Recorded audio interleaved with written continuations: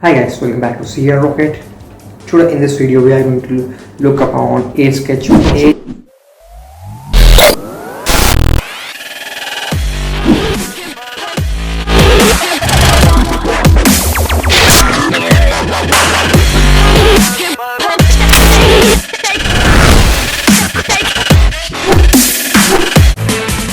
AirSketch, it's an end-to-end advanced hand text recognition system. So what is this problem and what is the solution?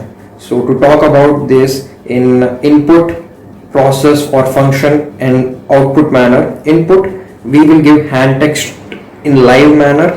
We will live or scribble on a web app that will be given to processor function.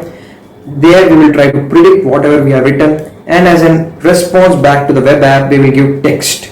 So this is input, processor function and output of the end-to-end project. And again it's advanced because we can take images and also coordinates of the thing which we have written, so in a hybrid manner, but mostly we will take the images.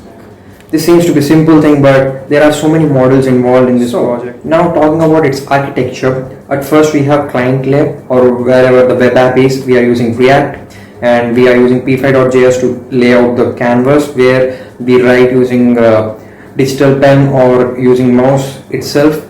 And what happens is, like, every 10 seconds we can keep a timer, or whenever we do any change or whenever we give a pause while writing, that time whatever in the canvas we take a screenshot like thing, and that we have in p5.js we have a function. Using that we take like something like a screenshot and we pre-process. We will send actually that image in a base64 encoded format to backend, and backend thereby calls the Python function or ML engine. What it does is actually it will pre-process. That means if we have whole white canvas, in that we have written, for example, in middle we need to take out all the white spaces, left side, right side, top side, bottom side. We just want to crop only to the text which we want. So that text which we have, if we have cropped that only thing, then we are just eliminating all the unnecessary portions. So once we have cropped out, that is our input image which we are going to feed into our machine learning engine. Again, there are so many components inside that also. So in this real time, every 10 seconds, and for real time communication we are using socket in client side and backend side also. In backend we are using Node.js, and after pre-processing it will also call another functions. From there pipeline starts, machine learning pipeline starts, all the components run serially one after one, and so from there Node.js calls machine learning pipelines. One function is called one after one as a stepwise manner. Parallelization also can be done so that efficiency will be increased. So here what happens is, like, we have first module is CNN. So what convolutional neural network does is, from this image is try to extract the features. So feature extraction job is done by CNN, like the edges, vertical, horizontal, bold edges, smooth edges, curves, and it tries to predict if this feature like these edges are there, means if those features and the edges are more dominant, so that means this can be particular X letter. If these feature and like edges are less dominant, means this can be Y letter. So it tries to get a mapping. It tries to learn through neural network from forward propagation, try to learn in backward propagation. So after feature extraction, what happens is, like, we have given the features and we have the images, so we'll divide the entire image or features into timestamps.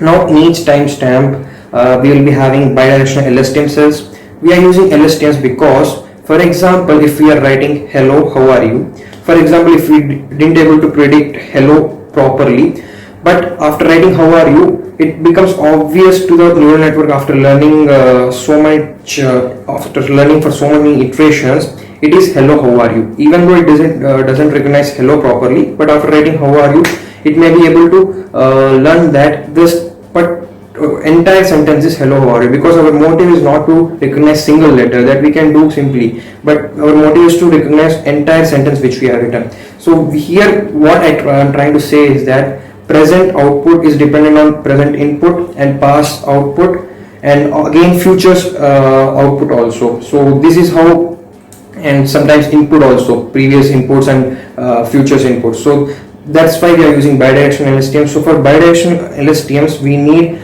understanding of base RNN and LSTM. So we'll cover that, and after that we can infer easily to bidirectional LSTM. So in normal handwritten or hand digit recognition, what we can do is that we have already labeled data, and we have just one image, and we can just check using binary cross entropy loss or any cross entropy loss, normal loss function. What happens is just we can check whether this particular thing using probabilities or whatsoever, we can just check whether it belongs to that label or ground truth value or not. If it is not, means we have a high loss value, and we try to back propagate using gradient descent as using chain rules of derivatives. But here what happens is we have a text image and we have timestamp. We can't say that this particular timestamp, for suppose we have 0, 1, 2, here we can't say that 0 timestamp will contain entire letter, because it is human handwriting and it distinguishes between every other human. So it is different as per the pace, as per the speed, as per the time they take. It is different. It goes same for speech. Whenever we talk, different people have different pace of talking.